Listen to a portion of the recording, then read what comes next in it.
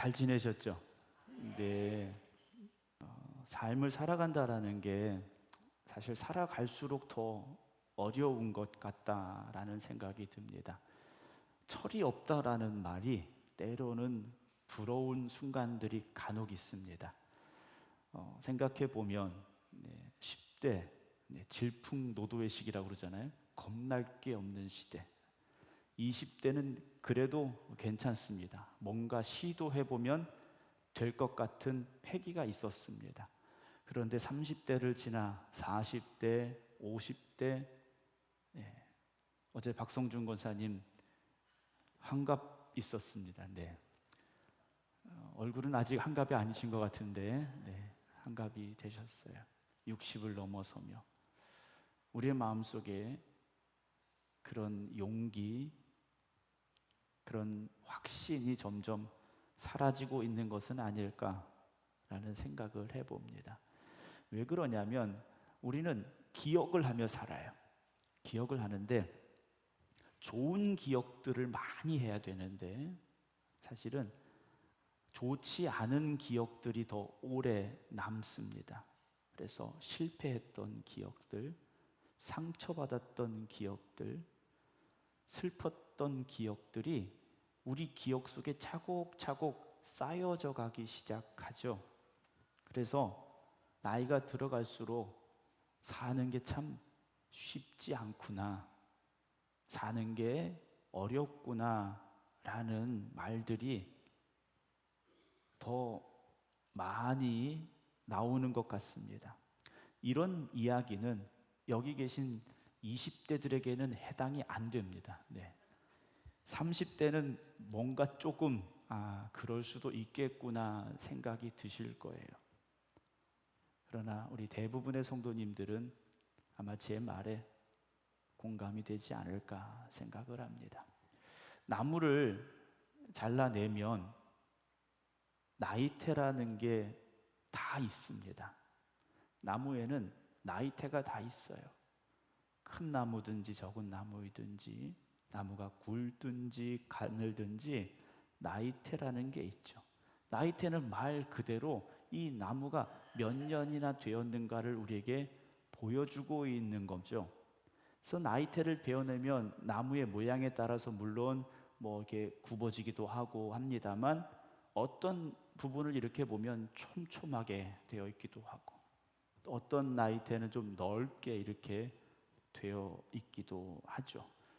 자란 지역에 따라서 그럴 수도 있죠. 우리나라에서 자란 나무나 저쪽 동남아에서 자란 나무나 또는 러시아나 시베리아 이런 쪽에서 자란 나무의 나이테의 간격은 다 다를 겁니다. 그래서 좀 무른 나무도 있고 단단한 나무도 있게 되는데요.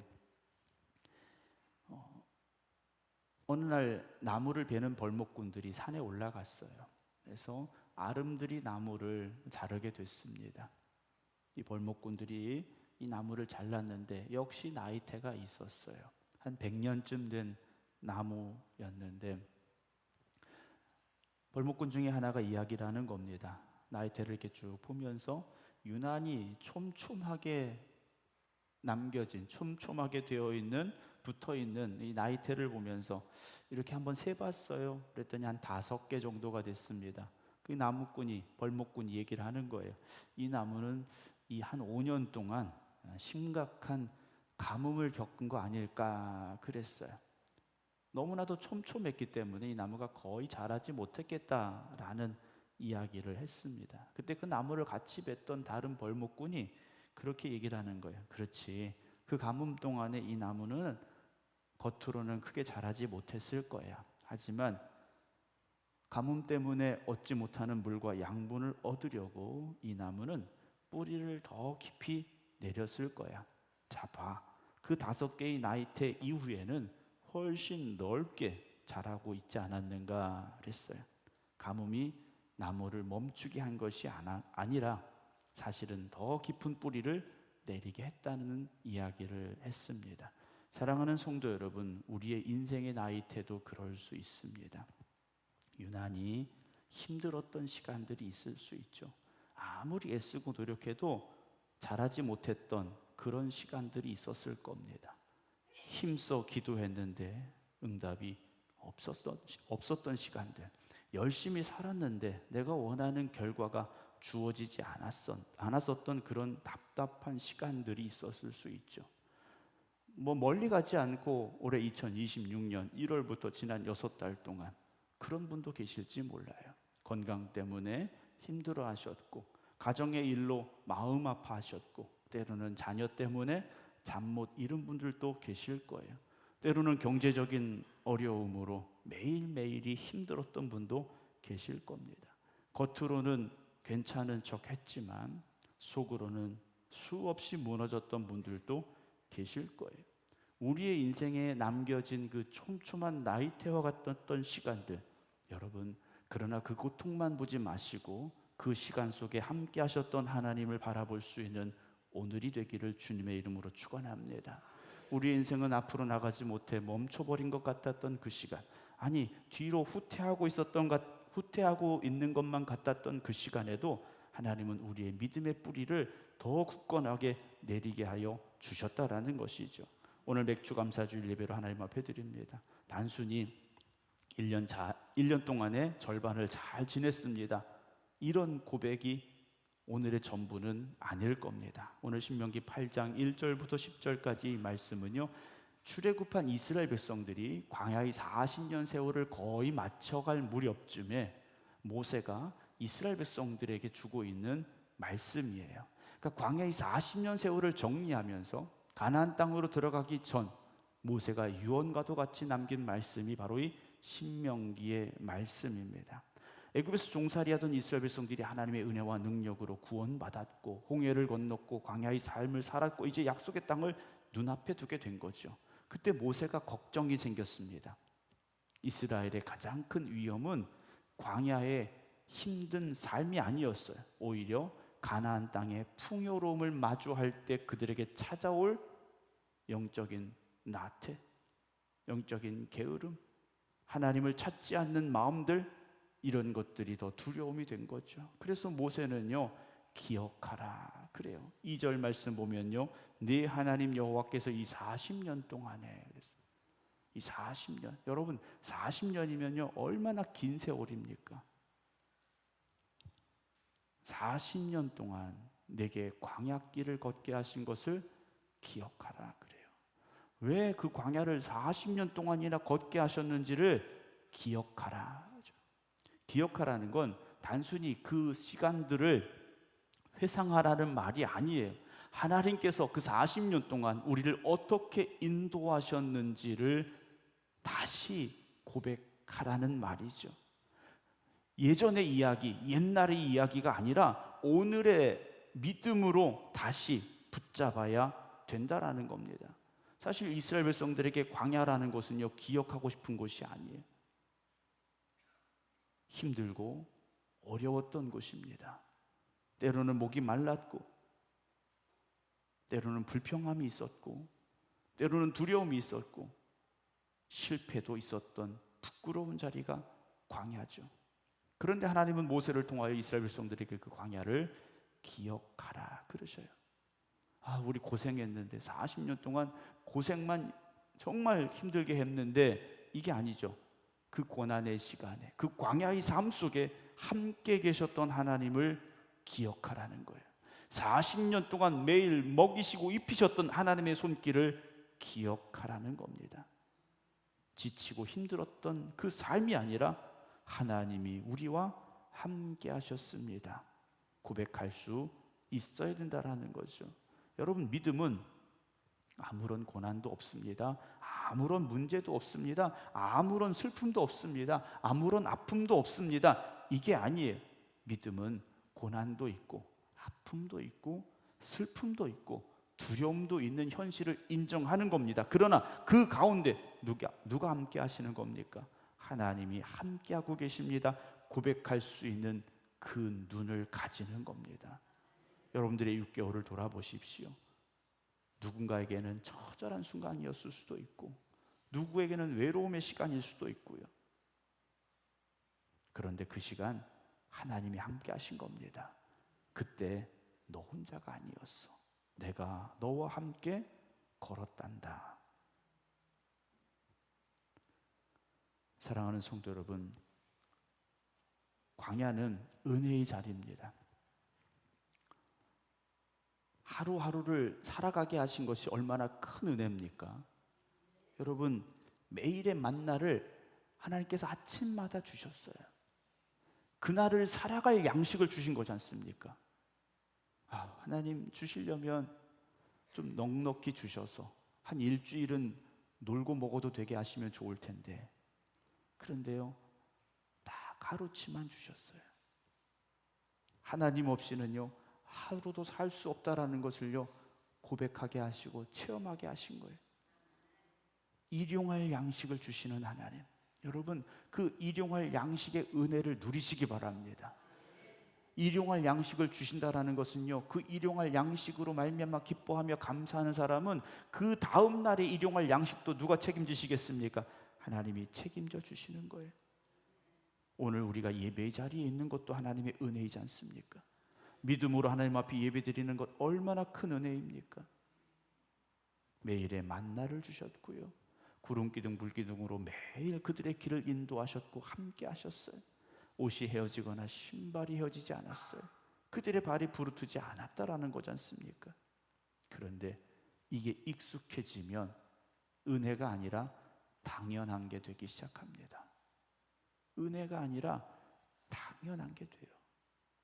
여러분, 그 은혜를 날마다 새롭게 고백하시기를 주님의 이름으로 축원합니다. 만나를 매일 먹다 보니까 어떻게 됩니까? 더 이상 기적이 아니었어요. 만나를 매일 먹다 보니 감사함이 아니었습니다. 하나님의 은혜는 매일매일, 하나님의 기적은 매일매일 허락되었는데 그들의 입에서는 감사와 찬송이 아니라 원망과 불평이 나왔지 않습니까?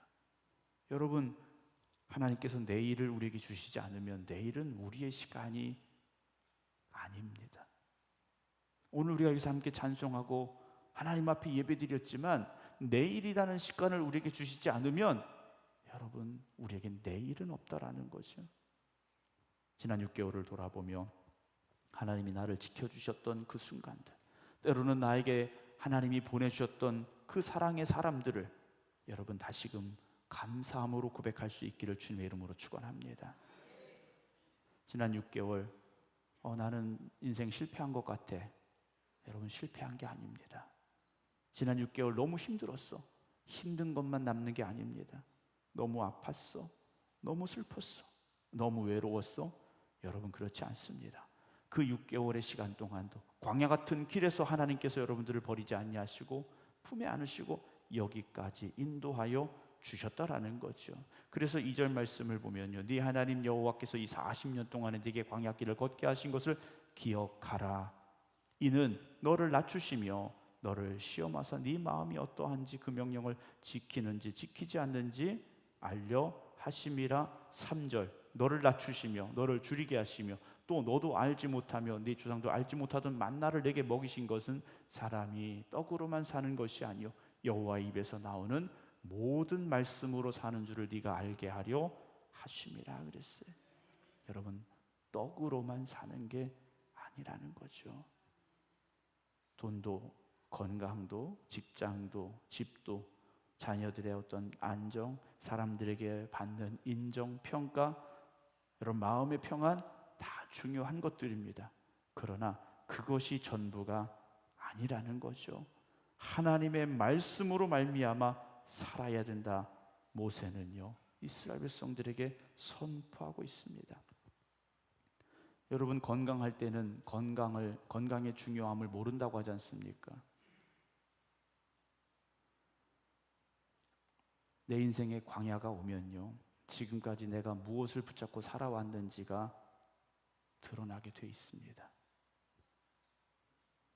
지금 내가 있는 것 중에서 하나하나 한번 지워보시기 바랍니다. 그걸 지웠을 때 내 마음에 평안함이 있는가? 그걸 지웠는데 내 마음에 불안함이 오고 아픔이 오고 슬픔이 왔는가? 물론 무엇인가 비워내고 지워낸다는 것은 쉽지 않습니다. 그러나 그것이 우리의 인생의 전부가 아니라는 것을 여러분 잊지 마시기 바랍니다. 돈으로 인생을 살 수 없습니다. 지난번에 잠깐 말씀을 드렸잖아요. 정주영 회장하고 이건희 회장하고 제가 얘기를 드렸잖아요. 우리나라에서 가장 돈 많다 하던 사람들이 다 죽었습니다. 그래서 죽어서 이 둘이 만났는데 그 정주영 회장이 이건희 회장에게 물었다고 그러잖아요. 5천 원 있냐고 그랬다고 그랬잖아요. 아무리 돈이 많아도 죽은 뒤에는 가지고 갈 수 있는 게 없지 않습니까? 사랑하는 성도 여러분, 마지막까지 우리가 붙잡고 의지해야 될 것은 결국 하나님의 말씀입니다. 인생에 위기가 오고 기근이 오고 아픔이 올 때 여러분 하나님의 은혜를 사모하시며 믿음의 뿌리를 더 깊이 내려가시기 바랍니다. 뿌리 깊은 나무는 그냥 되어지지 않습니다. 기근이 오고 폭풍을 만날 때 나무의 뿌리는 더욱 깊어지게 됩니다. 용맹한 장수는 평안할 때 등장하지 않습니다. 전쟁을 겪어가며 전쟁터에서 용맹한 장수는 드러나게 돼 있습니다. 좋은 선장, 훌륭한 선장은 항해사는 항구에서 만들어지는 게 아닙니다. 거센 폭풍우를 만나며 큰 바다로 나아갔을 때 만들어지는 겁니다. 성경에 나타난 믿음의 사람들은 다 고난을 통과한 사람들입니다. 고난을 통해 성장했고 고난을 통하여 성숙해져 갔다라는 거죠. 물론 나도 고난을 겪어서 더 성숙해야 되겠다라고까지 생각하실 필요는 없어요. 때로는 하나님께서 우리를 성숙하게 하시려고 고난을 주실 때가 있습니다. 아픔을 주실 때가 있어요. 사도 바울에게도 가시가 있었습니다. 정확히 무엇인지는 알 수는 없지만 그것이 너무 힘들었어요. 하나님 나를 부르셔서 이방인들에게 복음을 전하게 하셨는데 나 너무 힘들어요. 하나님이 가시를 나에게서 없애주세요. 3번씩이나 간절히 구했습니다. 더 힘있게, 더 기쁘게, 더 감사하게 복음을 전할 수 있을 것 같았어요. 그런데 주님께서 바울에게 뭐라고 말씀하십니까? 내 은혜가 네게 족하다 그러셨어요. 여러분 오늘 우리에 있는 가시가 평생을 갈 수도 있습니다. 그러나 그 가시 때문에 여러분 절망하거나 좌절하지 마시고 그 가운데도 우리에게 허락하신 하나님의 은혜를 기억하시고 고백할 수 있는 저와 여러분들이 되기를 주님의 이름으로 축원합니다. 시편 119편 말씀 보면요, 고난당한 것이 내게 유익이라 그랬어요. 여러분 고난당한 게 어떻게 유익입니까? 아픔이 있는 게 어떻게 유익입니까? 실패하는 게 어떻게 유익입니까? 근데 왜 유익이라고 말하느냐? 이로 말미암아 내가 주의 율례들을 어떻게 됐습니까? 배우게 됐어요. 귀로만 들었더니 이제는 눈으로 배웁니다. 여러분 신앙의 고백이 되기 시작했다라는 거죠.